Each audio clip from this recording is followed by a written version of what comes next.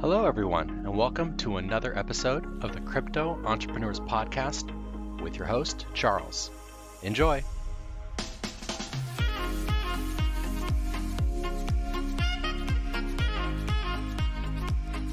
What's up, everybody? It's episode 34 of the Crypto Entrepreneurs Podcast. Today we're going to be sitting down with Quinn Flagg. He's the co-founder and CTO of the app called Coindust.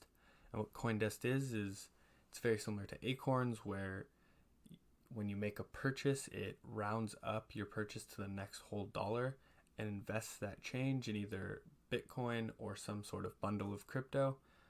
And today we're going to be talking about, why the app was created, and then, some of the stuff that went into actually creating the app. So without further ado, let's get into it. Okay, so Quinn, before we really jump into everything, can you just give us a little bit of background on yourself and what you were doing before you got involved with cryptocurrencies? Mainly background with me is, I'm a software engineer.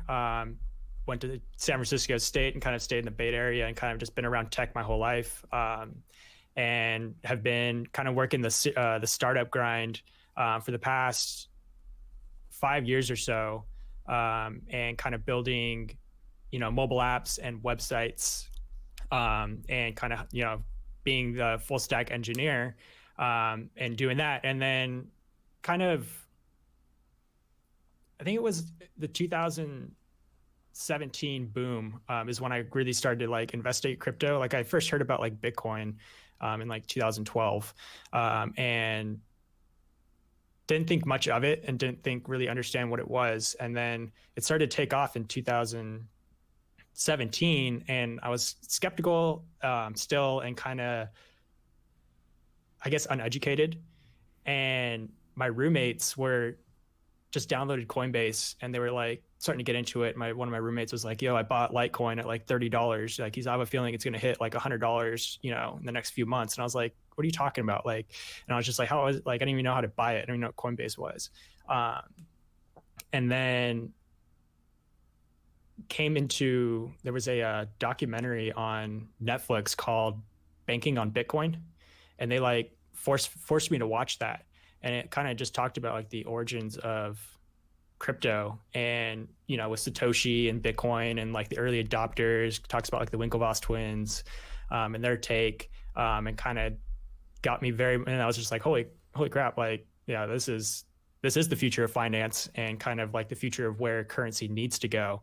And so that's where, and then I remember, I think the next day I bought my first, I bought some Litecoin because my roommate was telling me about it, telling me to, it's going to go to $100. So I bought some Litecoin, and that kind of started the downfall effect, or not downfall, but I guess, the trigger. And I just started buying more and more and more. And that's kind of how, I got into crypto, and kind of just been, it's pretty much been, software engineer, and kind of just mainly in tech, and then fell in love with crypto due to it being tech, and also just being around, around finance, and kind of being a money guy as well.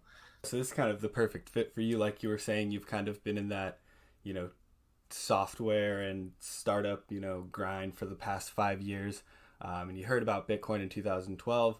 I feel like almost everyone's story is the same, where they hear about it and then they kind of dismiss it, or they don't put as much time and effort into learning about it as possible. And then they hear about it later and they're like, okay, this is, a recurring thing. Let me check this out. And you said you watched that documentary, Banking on Bitcoin. I don't know if it's still on Netflix. For anyone who's listening, I recommend it. It's a great intro. And so you're still a software engineer, but you are now helping build this app, Coindust, with a couple other people, Micheal Nye and Nekoz. For anyone who's listened to this podcast, I've had both of them on prior. So can you just give us a brief overview of what Coindust app is? If I have it correct, it's similar to the Acorns of crypto. I don't know if that's something that you guys like to associate yourself with, but can you just give us a brief overview on why you created it? Yeah. So it's essentially, I think that's actually how we describe it as well. It's the Acorns for crypto, because it is the easiest way to get the the most uneducated person around crypto to understand what it does. And really, the reason we wanted to create it was mainly because it was for I feel like Nye and Nekoz, their main objective is to create products that make adoption of crypto easier for the average person. And I feel like, with bitmaps, that's what they're trying to do. Coindust, that's what they're trying to do. And so I was very drawn to that because I'm very pro crypto. And like I said, I feel like it's the necessary step for currency. And so I think that having something like Coindust, which just makes it very easy for the average Joe to just sign up and not have to worry about what coin to buy, what coin what to do with it. They can start accumulating cryptocurrency and kind of be ready for what I feel will benefit them very much in the future. And so of what it is, essentially, for those that don't know what Acorns is, essentially is you log in with your bank accounts and your checking account or credit cards, and we will get transactions, and then essentially we will round up each transaction and do a micro investment in Bitcoin or your or the coins that you've specified in a portfolio if you wanted to kind of have a more diverse portfolio or a more aggressive one. So prime example is, say, you went to Starbucks and purchased coffee for $4.30. We would get that $4.30 transaction, and then we would round that up to $5 and do a 70-cent purchase of, say, Bitcoin, and then store that for you. And so just slowly over time, you'll accumulate little chunks of crypto, and then hopefully in a few years, depending on how much you're spending, you'll or how many transactions you're performing, you'll slowly get a very well-established portfolio and stuff that, and hopefully it's grown with the adoption of, Bitcoin and cryptocurrencies in general.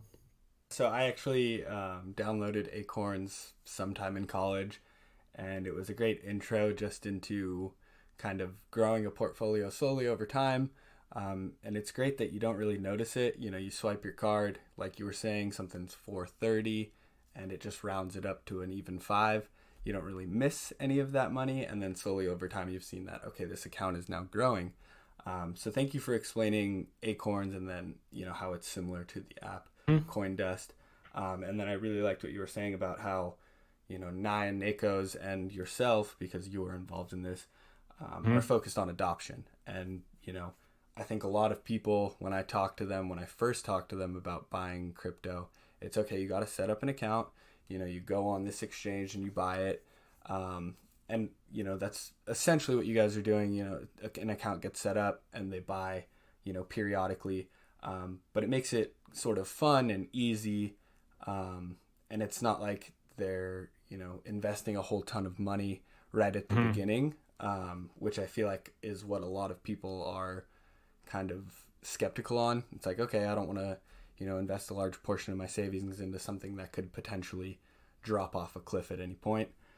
And then I was going to ask about, what kind of portfolios put together. You said you can specify it, so you can just go all Bitcoin. Are there can you go into the details of what other potential coins people could be buying? So we are, I can't say officially who we're partnering with. We are partnering with an exchange, and they're essentially, we're going to use them for, purchasing the crypto and also storing the crypto on a wallet.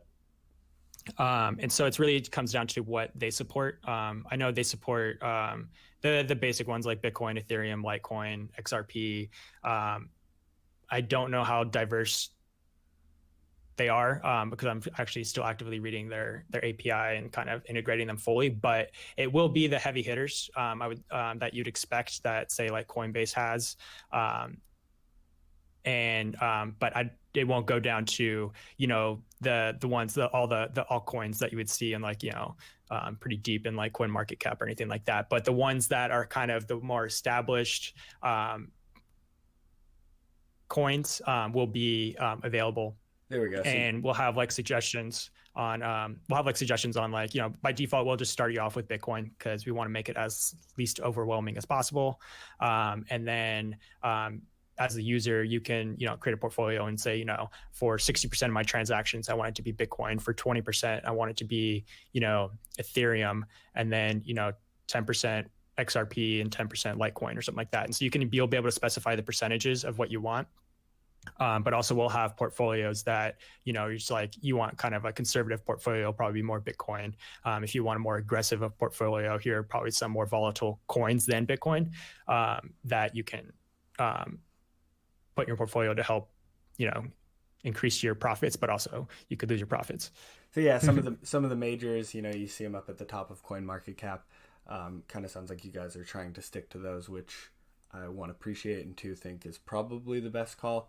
And the fact that you just start out default all Bitcoin is another thing that I fully support.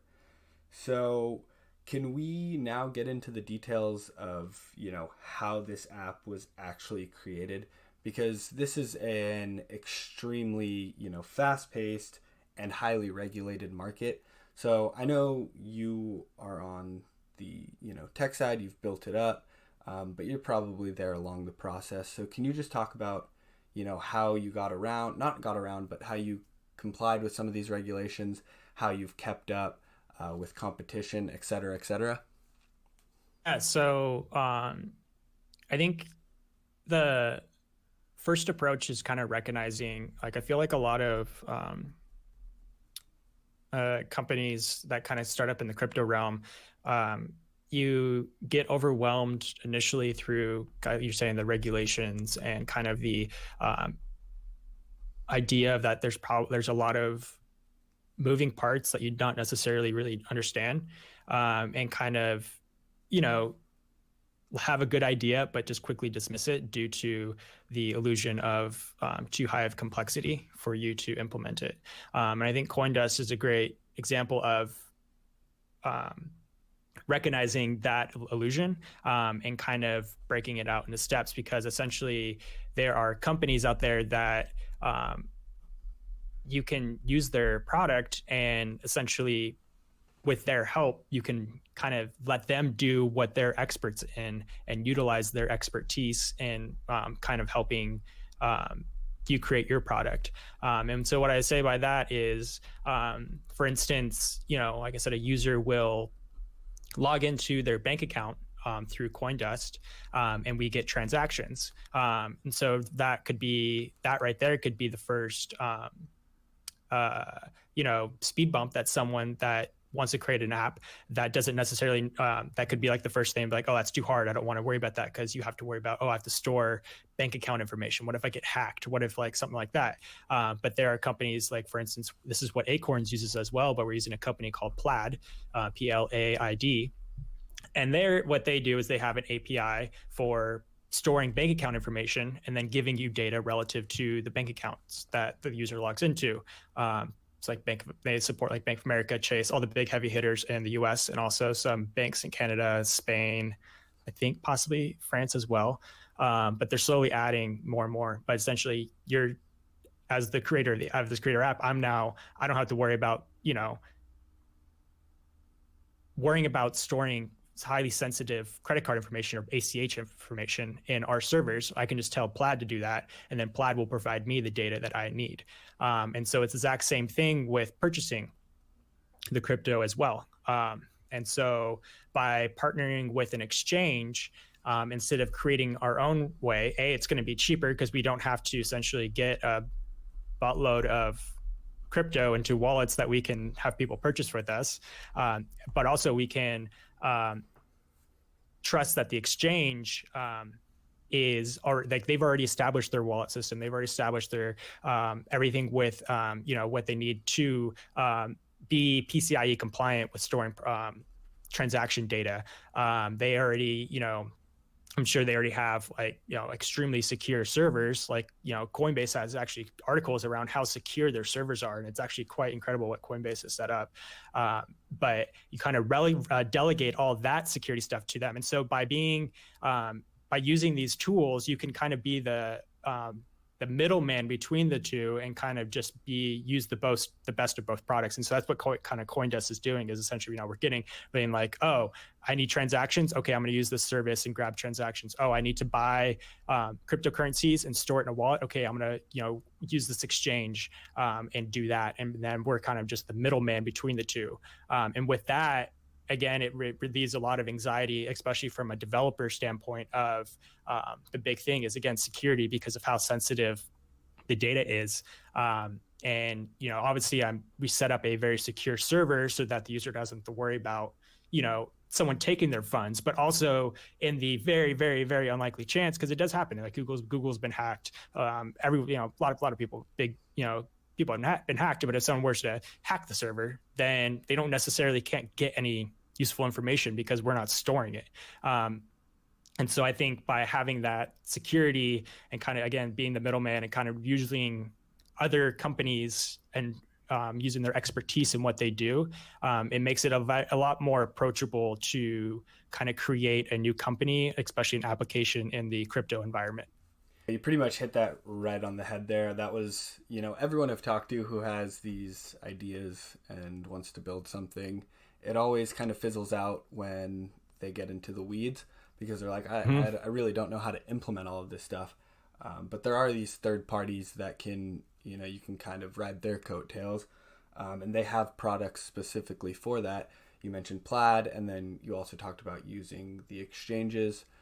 So I really appreciate that. And to anyone who's out there listening, this isn't something you have to do entirely on your own. There are so many resources that you can use, and you just need to do a little bit of digging to find them. So there's a saying, I'm sure everyone's heard it, but it's very much true in essentially, developing and engineering, and it's essentially don't reinvent the wheel.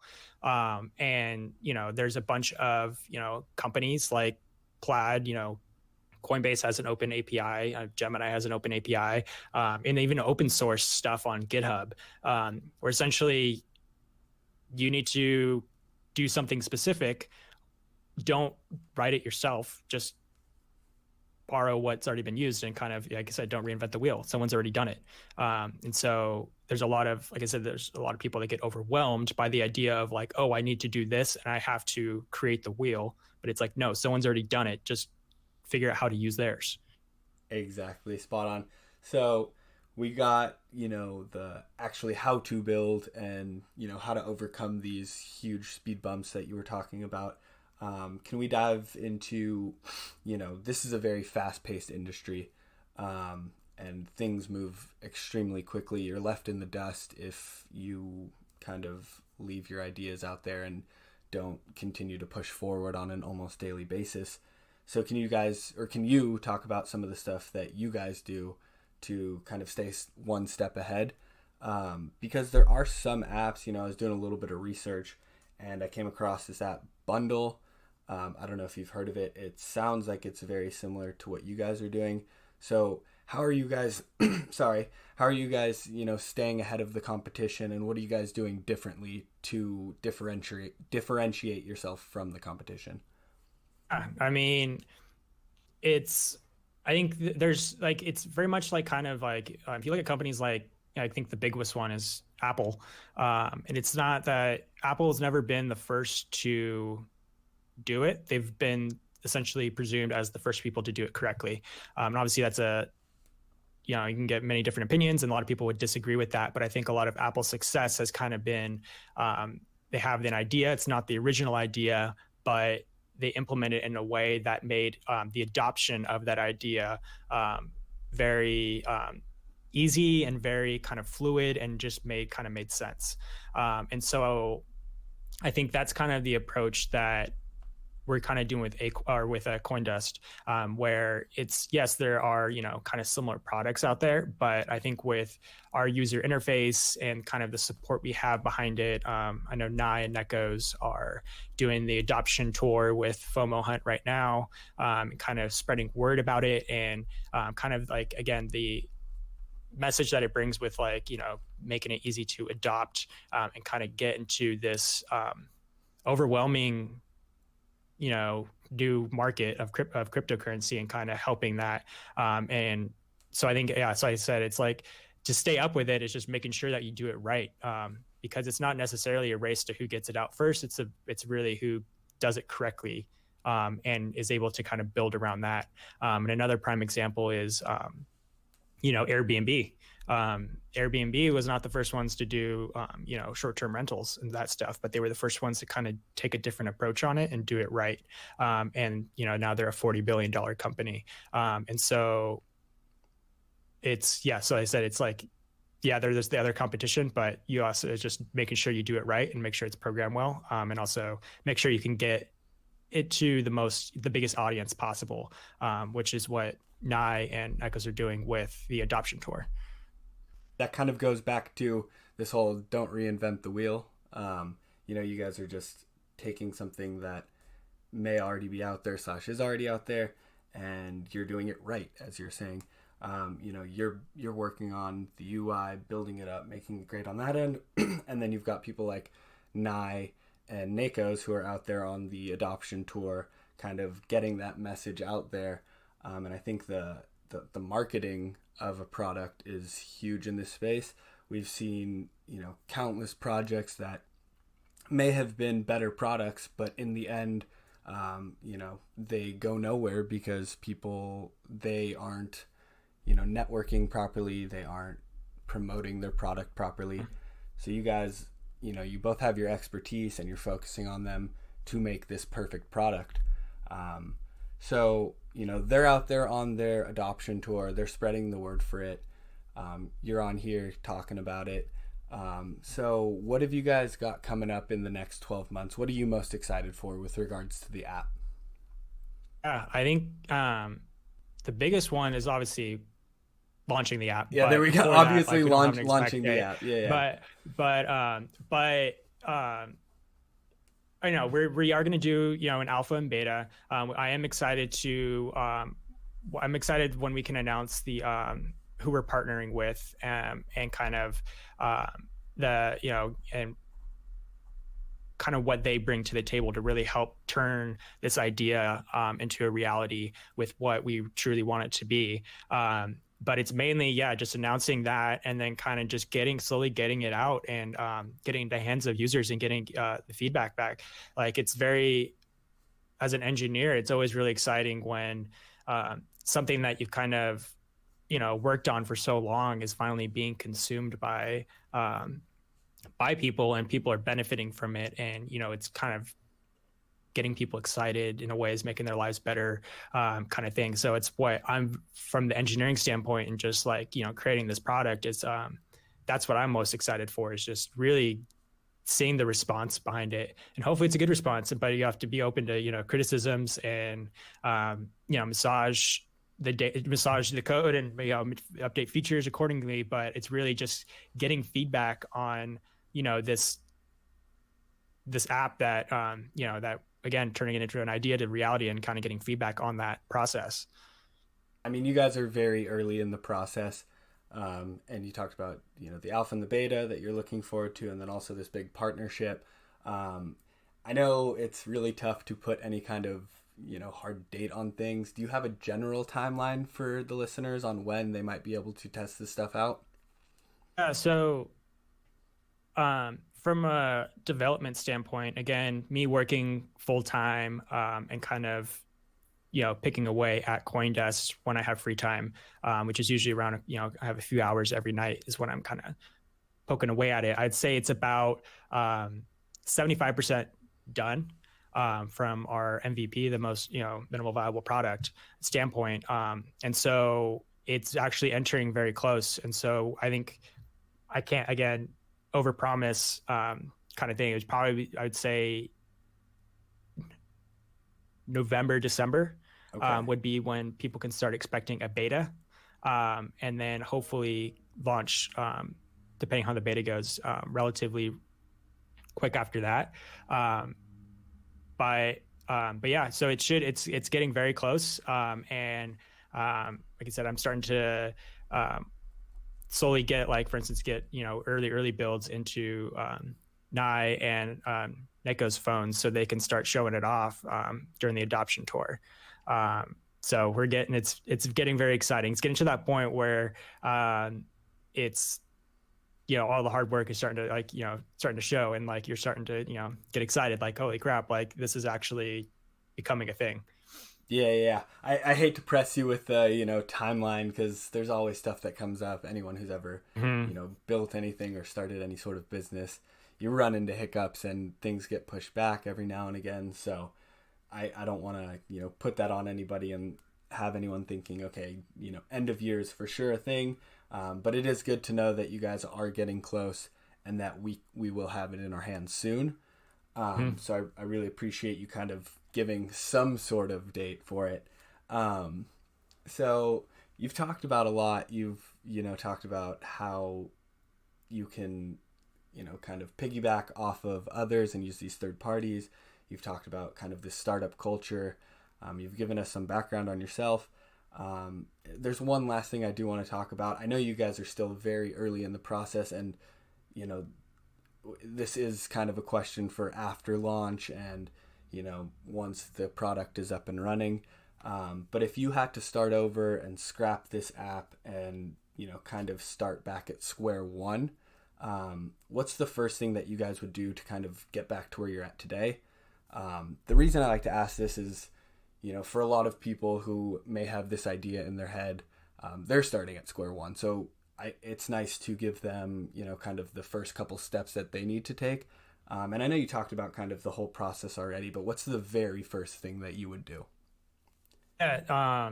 So I remember when Nye approached me with the idea, he essentially had a Dropbox from the designers, and it was completely filled out, and essentially he went to them with an idea. They they created everything, created all the mock-ups and screens, and all that stuff. And it was like, I looked at it, I was like, oh, this is great, blah, blah. And then kind of looking into, as I started developing it,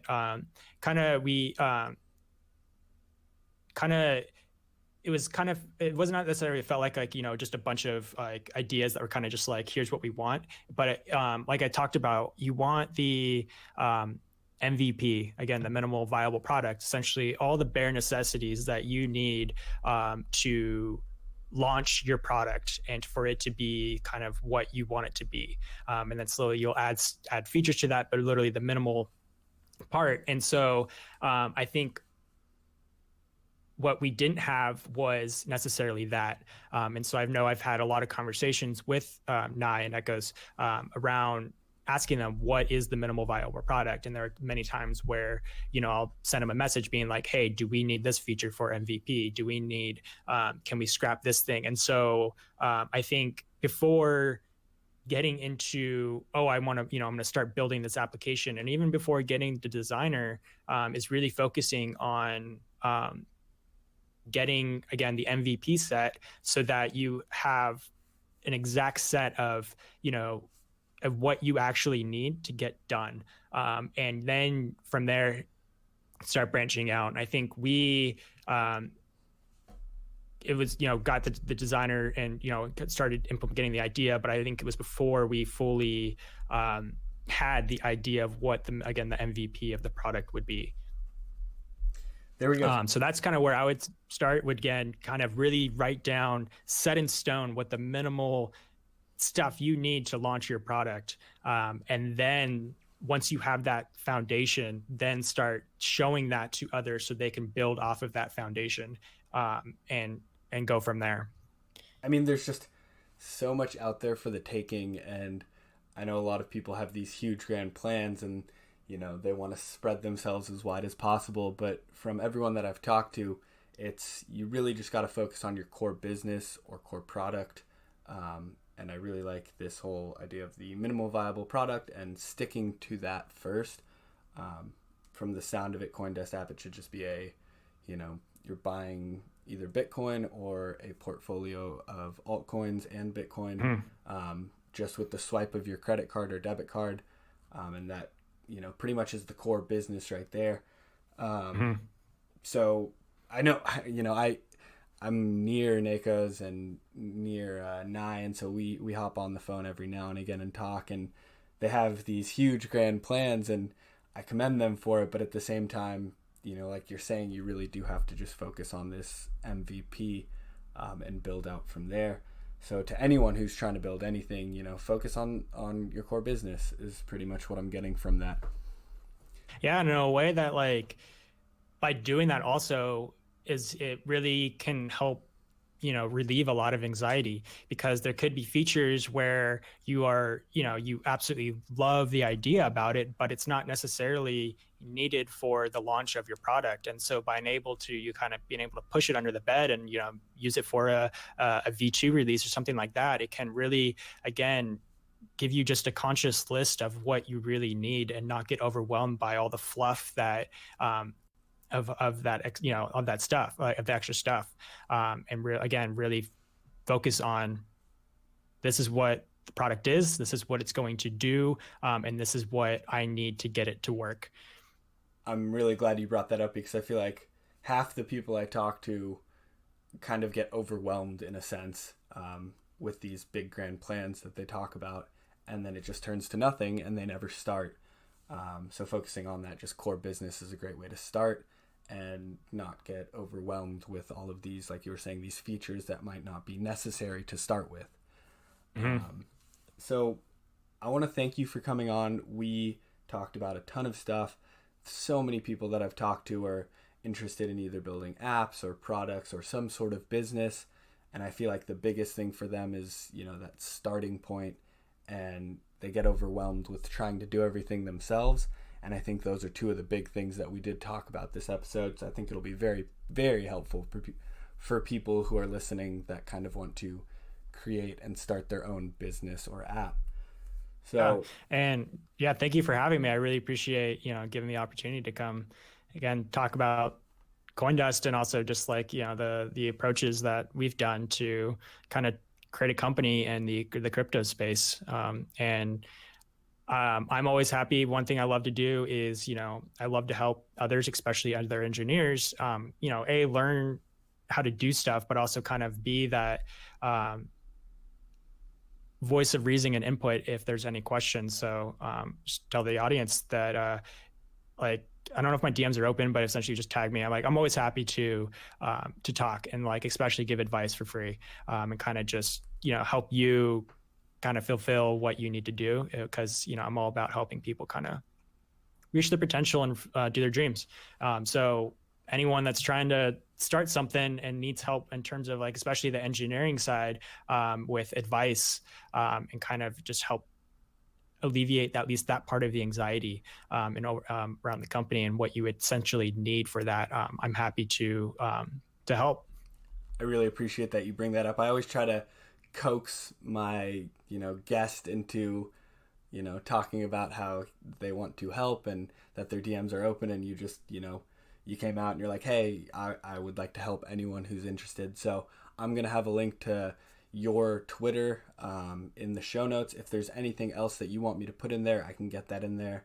Obviously links to Coindust, Nekoz and Nye's Twitter, and anything else that might be relevant will be in the show notes. And again, I really appreciate you coming on, and I'm really looking forward to when this app goes live and we can give it a test. Awesome. Yeah, I'm really excited too. Like I said, thank you so much for having me on here. It was a lot of fun. I really appreciate it. All right, guys, that wraps up another episode. And I just want to take a quick second to ask you a huge favor. If you found anything in the episode helpful, or it's been inspiring to you in any way, I just ask that you share it with your friends, family, anyone you know on social media, and hopefully we can help them out as well. Have a good one.